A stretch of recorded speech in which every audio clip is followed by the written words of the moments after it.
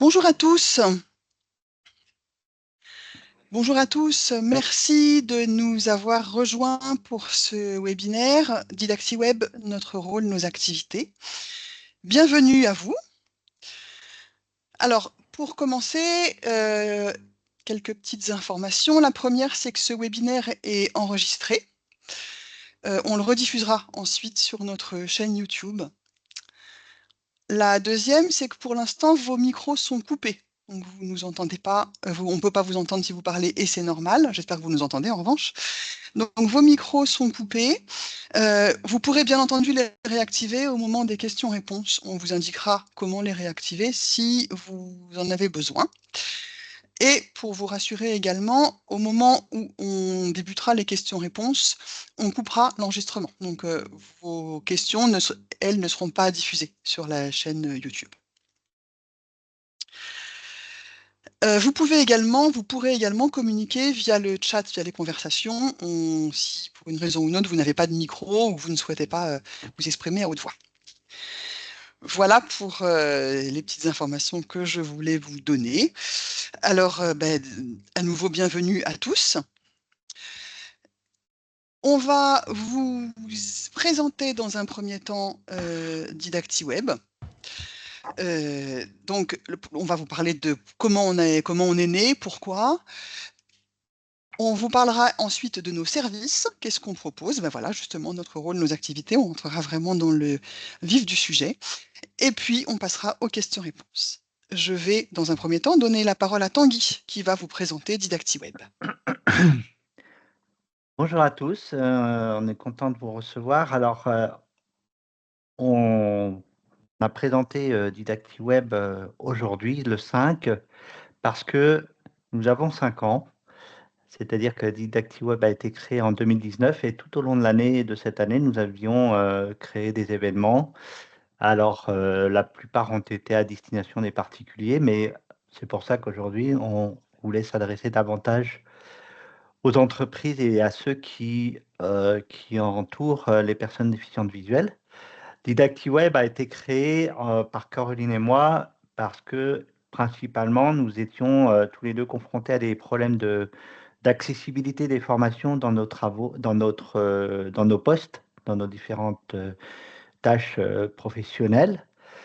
Et on trouvait des formations, on pouvait trouver des formations en ligne, mais alors manière très visuelle, ou alors il y avait parfois des podcasts, mais des podcasts c'est souvent très court et c'est un sujet particulier, mais si par exemple vous vouliez apprendre Excel d'un bout à l'autre ou Word d'un bout à l'autre, c'était un peu compliqué. Et encore plus quand on avait à se rendre dans des grosses sociétés de formation qui ne sont ni formés pour former des déficients visuels, ni équipés pour pour installer un JAWS, par exemple. C'est tout un, tout un processus qui est assez compliqué. Donc, on a créé cette société donc en 2019 et le cœur de notre métier, c'est la formation adaptée aux déficients visuels, d'où notre slogan principal. Alors, nous allons parler de deux sujets principalement, de nos formations et des services que l'on peut proposer à titre professionnel. Donc, il y a les formations à distance, il y a les e-learning et il y a tout ce qui est diagnostic d'accessibilité. Et je vais laisser donc Caroline développer les deux premiers aspects. Alors, merci Tanguy. Merci Tanguy. Excusez-moi si vous vouliez bien couper votre micro. Il y a quelqu'un qui a activé son micro. Merci beaucoup. Donc, dans les formations qu'on propose, d'abord, je vais vous parler effectivement des formations à distance ou en présentiel. Pourquoi des formations à distance ou en présentiel? Parce que, à distance notamment, puisque c'est notre cœur de métier, ça permet de personnaliser vraiment les cours qu'on donne et ça permet de les donner de façon très souple. C'est-à-dire que quand on est à distance, on n'a pas besoin de gérer le déplacement pour une journée, pour une demi-journée. On peut faire une formation qui dure 2 heures, on peut faire une formation qui dure 1 heure en fonction des besoins de la personne. On peut même prendre un rendez-vous et puis si on se rend compte parce que c'est dur de suivre un cours particulier, c'est pas comme d'être en groupe et ça peut demander beaucoup, beaucoup de concentration et entraîner une certaine fatigabilité. Donc, on propose ces formations à distance pour rester vraiment souple dans les rendez-vous qu'on fixe. Ces formations à distance, elles se font soit via Teams, soit via Zoom, soit par téléphone, au choix. Et on a la possibilité de prendre la main sur les ordinateurs grâce au lecteur d'écran utilisé par l'apprenant, c'est-à-dire avec JAWS ou avec NVDA. On pourra toujours prendre la main et ce sera du coup comme si on était à côté de la personne. On peut voir exactement ce qu'il fait, on peut lui donner exactement les indications qu'il faut quand besoin, et si jamais on a besoin de prendre la main pour gérer, on peut le faire. Donc ce sont ces avantages. Alors, qu'est-ce qu'on propose comme type de formation? Déjà, on propose tout simplement des formations à Windows, c'est-à-dire l'explorateur Windows. Ça semble simple comme ça, mais gérer l'explorateur de Windows avec un lecteur d'écran, eh ben ça s'apprend, parce que c'est sans souris évidemment, donc c'est l'explorateur Windows au clavier, donc il faut apprendre les raccourcis, la navigation dans les menus et gérer ses fichiers, ses dossiers, etc. Pour aussi apprendre à s'organiser, pour retrouver ensuite ce qu'on cherche. Donc on apprend sur l'ordinateur en local et on apprend ça également sur les SharePoint, bien entendu. On forme également sur la suite Microsoft ou la suite Google, donc les bien connus Word, Excel, PowerPoint, Outlook, les équivalents avec Google, donc Google Docs, Google Sheet, Google Slide, le Gmail, on forme sur les agendas, donc que ce soit l'agenda de Google ou que ce soit l'agenda d'Outlook, le calendrier. Et on forme sur l'utilisation des drives, qu'il s'agisse de OneDrive ou de Google Drive, les partages de dossiers, de fichiers, comment gérer les partages, comment se créer des raccourcis, etc. Quelque chose qui est très très très utilisé, et on est en train nous-mêmes de les utiliser aujourd'hui, les outils collaboratifs, Teams, qui aujourd'hui est devenu indispensable, Zoom, qu'on a beaucoup utilisé, qu'on utilise moins aujourd'hui parce que Teams a un peu pris le dessus, mais qui reste demandé et qui est très très accessible. Donc on forme sur ces deux outils, en dur si je puis dire, c'est-à-dire avec l'application installée ou en ligne, au choix. Et on a beaucoup de demandes. Et puis on forme sur Internet, parce que Internet c'est fait pour être intuitif, mais encore faut-il savoir utiliser Internet en effet, toujours sans souris, avec son lecteur d'écran. Donc l'utilisation d'Internet, que ce soit avec JAWS ou avec NVDA, il va y avoir quelques différences entre les deux, mais globalement, il faut apprendre un peu une méthode et il faut surtout beaucoup de pratique parce qu'Internet, comme il n'y a pas deux sites qui sont identiques, au départ, il va falloir être très, très, très rigoureux sur la façon dont on navigue, sur la façon dont on comprend et on interprète les informations. Et puis, plus on va avoir d'expérience, plus on va aller vite et on restera toujours rigoureux, mais on pourra s'octroyer quelques petits extras quand on sera un petit peu plus à l'aise avec ça. Mais ça, vraiment, c'est quelque chose qui s'apprend et il faut avoir soi-même de l'expérience pour pouvoir l'apprendre aux autres. Alors, on forme également sur l'impression en braille alors l'impression en braille, c'est avec le logiciel DBT. Il y a des entreprises ou des associations qui continuent à travailler sur papier. On dit toujours que maintenant tout est fait par mail, tout est envoyé par mail, tout est envoyé par fichier joint, tout est géré par les outils collaboratifs, etc. Mais il y a des gens qui souhaitent travailler sur papier. Il y a des entreprises qui vont afficher notamment des entreprises spécifiques qui vont afficher des choses en braille à des endroits donnés. Il y a des associations qui vont envoyer des courriers à leurs adhérents, des courriers braille du coup, ou gros caractères, mais gros caractères, on va utiliser une imprimante classique. Braille, on va utiliser une imprimante braille et donc le logiciel DBT. Et puis, on va former également sur multimédia. Alors en multimédia, on a 3 types de formation pour l'instant, qui est Audacity. Audacity, c'est un logiciel multipiste, ça c'est donc pour les gens qui travaillent dans le son. Logiciel multipiste. On a Obi qui permet de gérer les fichiers DAISY. Alors le DAISY, c'est un format qui permet une navigation très très très précise On peut naviguer avec le fichier DAISY en fonction de s'il est bien fait, de phrase en phrase, de paragraphe en paragraphe, de titre en titre, de page en page, presque comme si on était sur un vrai livre, hein, sur un livre papier, je veux dire sur un journal ou sur Internet. Donc ça se gère par différents logiciels, mais notamment par Hobby. Et puis on forme également sur MuseScore, qui est un logiciel qui permet d'écrire ou de jouer des partitions musicales.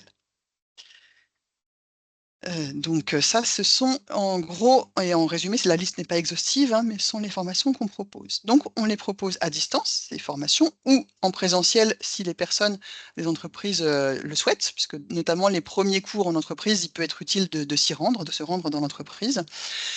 Et on les propose également en e-learning. En e-learning, c'est-à-dire que ce sont des formations qui sont en ligne, auxquelles on peut accéder en streaming.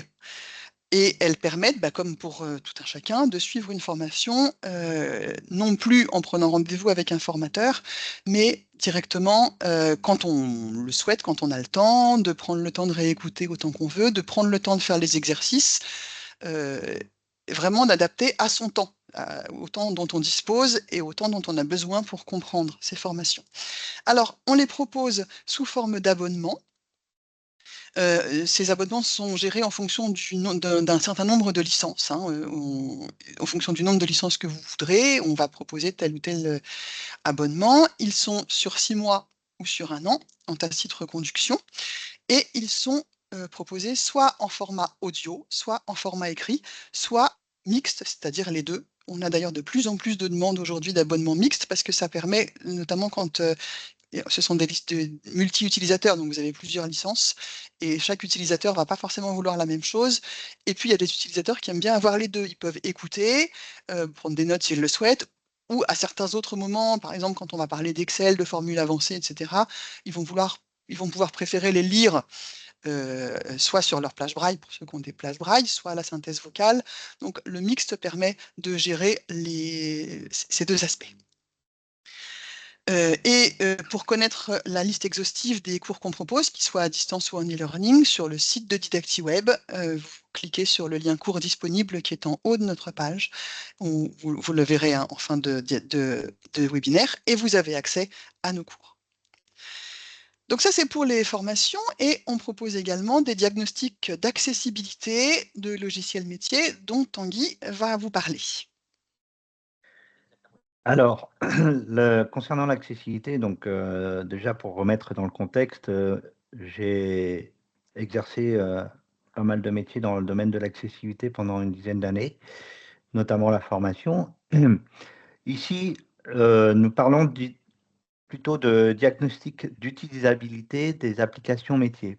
Je fais la distinction entre utilisabilité et accessibilité dans la mesure où ici, il ne s'agit pas de regarder si les applications métiers sont complètement conformes aux règles internationales d'accessibilité, ce qui serait évidemment l'idéal, mais si elles sont utilisables. Car ce que l'on constate souvent, c'est que certes, il n'y aura pas forcément le bon libellé sur tel bouton, mais à force d'apprendre que ce bouton-là sert à telle chose, on peut quand même utiliser l'application. Il n'y aura pas forcément tous les repères qu'il faut dans l'écran pour aller rapidement à la zone que l'on souhaite. Néanmoins, avec quelques astuces, en connaissant bien son lecteur d'écran JAWS ou NVDA, on peut se poser soi-même des repères en attendant que l'application devienne accessible ou pas. Donc, ce diagnostic d'utilisabilité va aussi en parallèle avec l'évaluation que l'utilisateur a de la maîtrise de ces outils, comme JAWS ou NVDA. Parce que l'autre constat que l'on peut faire aussi assez souvent, c'est que, comme beaucoup de personnes qui apprennent l'informatique, qu'elles soient voyantes ou pas, on apprend sur le tas avec quelques conseils de droite et de gauche, mais on apprend ce qui nous est utile rapidement et on n'apprend pas en profondeur. c'est peut-être déplorable, mais c'est souvent comme ça. Et c'est la même chose pour un lecteur d'écran, une synthèse vocale qui lit l'écran. Il y a souvent des outils très puissants, des commandes qui sont très puissantes, mais que tout le monde ne connaît pas. Donc on va faire une sorte de relation entre l'application est-elle utilisable et l'utilisateur a-t-il toutes les connaissances nécessaires pour l'utiliser avec son lecteur d'écran? Et cela donne lieu donc à un rapport et des préconisations. Les préconisations, ça va être souvent de l'ordre de la formation que l'on peut mettre en place derrière. C'est-à-dire, OK, l'application n'est pas tout à fait accessible, elle ne répond pas à tous les normes d'accessibilité. On en a vu les limites, on en a vu les possibilités, on a vu comment la personne se débrouille avec son lecteur d'écran. Donc, on propose un plan de formation adapté à cette situation. Et donc, on ne va pas, j'insiste bien là-dessus, vous faire un audit d'accessibilité. Ça, ce sont d'autres entreprises beaucoup plus spécialisées qui le font et qui peuvent prendre en charge le processus d'un bout à l'autre. Nous, c'est vraiment, on fait avec ce qu'on a et on essaye quand même de rendre la personne plus autonome, plus efficace sur son poste. Par contre, là où on va pouvoir vous aider, vraiment en termes d'accessibilité, au sens de respect des normes, c'est dans la mise en accessibilité des documents. Documents Word, documents PowerPoint. Qu'est-ce qu'il faut faire pour qu'un document devienne accessible, pour tout public? Parce que, là, nous parlons, nous, de déficients visuels, mais quand on parle d'accessibilité, c'est vraiment au sens tout public. Donc, pour donner des exemples, hein, très simples, comment mettre des titres dans un document, comment mettre des bons libellés sur des images si elles portent une information. Tout ça, on est capable de vous former à ça. Enfin, de former, du coup, même pas forcément, les déficients visuels, mais les personnes qui sont amenées à travailler avec elles. Hem, donc ça, c'est toute la partie, diagnostic, accessibilité et utilisabilité que l'on peut, proposer.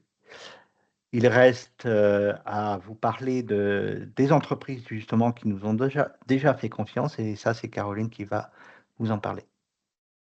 Alors quand on parle d'entreprise, c'est entreprise au sens large. C'est-à-dire que ça peut être également les écoles, les universités. Il faut savoir que contrairement à ce qu'on pense, les jeunes ne sont pas tous, des pros de l'ordinateur, en tout cas pas au début. Et ils sont au lycée notamment, pas tous et bien sûr, hein, ça dépend des gens, mais certains d'entre eux sont équipés avec des outils vraiment spécifiques, des outils dédiés, qui sont pas des ordinateurs, habituels, mais qui font office d'ordinateur, dont ils peuvent se servir pour le lycée. Arrivé à la fac, il va falloir qu'ils passent vraiment sur ordinateur, sur, PC et on a par exemple, entre autres, j'en cite, c'est pas exhaustif, hein, mais on a le AgroParisTech, on a l'université polytechnique Unilassal qui nous ont demandé de former des étudiants qui savaient très bien utiliser des matériels spécifiques, mais pas forcément leurs ordinateurs. On a également des salariés d'université. On a l'université Côte d'Azur notamment qui nous a, pour qui on a formé une salariée à l'utilisation, comme n'importe quel salarié, hein. En l'occurrence là, il se trouve que c'était PowerPoint et Teams, mais ça peut être bien d'autres choses. Les salariés des entreprises, pourquoi est-ce qu'ils peuvent avoir besoin de nous? Comme on vous l'a dit, pour tout ce qu'on peut proposer, hein. On a par exemple, notamment Total, entre autres, hein, qui nous a demandé, une formation sur des choses bien précises, des formules avancées d'Excel, du Teams, du PowerPoint, de l'Outlook avancé, enfin tout ce qui va vraiment être utile à n'importe quel salarié, qu'il soit déficient visuel ou non, d'une entreprise. On a des entreprises, pour le coup dédiées à la déficience visuelle comme, l'association Valentin AUI, l'AVH par exemple, qui a des salariés déficients visuels qui doivent être formés, comme partout au lecteur d'écran, mais qui ont aussi eu des outils qu'ils vont coupler à leur ordinateur, à leur synthèse vocale, des bloc-notes, ce qu'on appelle des bloc-notes. Qu'est-ce que c'est qu'un bloc-notes? C'est quelque chose qu'on couple à un ordinateur, qu'on va utiliser pour lire l'écran de l'ordinateur en braille, mais qu'on va également pouvoir utiliser pour, par exemple, quand on part en réunion, plutôt que d'apporter l'ordinateur en réunion, on apporte juste le bloc-notes. Les personnes peuvent prendre des notes en réunion, mettre les notes en forme, mettre des signets, mettre tout ce dont elles ont besoin pour animer ou suivre la réunion correctement. Et puis ensuite, elles n'ont qu'à brancher l'appareil sur l'ordinateur et balancer toutes les infos sur l'ordinateur. Donc ça, on peut aussi former certaines entreprises qui le demandent, qui équipent leurs salariés sur ce type de matériel. On travaille beaucoup avec ce qu'on appelle un CRP, un centre de réadaptation professionnelle. On travaille avec le centre Forja, pour lequel on forme des stagiaires. Alors, il y a tout niveau. On va du stagiaire débutant qui n'a même jamais touché un clavier, qui ne sait pas allumer ni éteindre un ordinateur. Et il y en a certains qu'on amène jusqu'à des formations professionnalisantes. Bac+2, et qui, derrière cette formation professionnalisante, ou vont enchaîner sur une autre formation de droit commun, ou vont trouver un métier. Donc ça, voilà, encore une fois, cette liste n'est pas exhaustive. Et puis, on a des entreprises qui ont pris des abonnements. Par exemple, on a la SNCF qui a pris un abonnement, on a EDF qui a pris un abonnement, et on a à nouveau l'association Valentin AI. Bon, je vais m'arrêter pour citer les entreprises qui nous ont fait confiance. On est complètement à votre disposition maintenant, bien sûr, mais après aussi, pour répondre à vos questions, pour venir vous rencontrer, pour échanger de la manière qui sera la vôtre sur tout ce qu'on peut vous proposer et ce qu'on peut mettre en place ensemble. Maintenant, on va passer aux questions-réponses, à vos questions. Donc, eh bien, écoutez, on vous écoute. Alors attends, on va couper l'enregistrement Oui, oui, peut-être je coupe, avant. je m'en OK. occupe. Et alors, donc pour rappel, si vous avez besoin de parler, vous pouvez temporairement activer votre micro avec contrôle espace, puis vous relâchez quand vous avez fini de parler.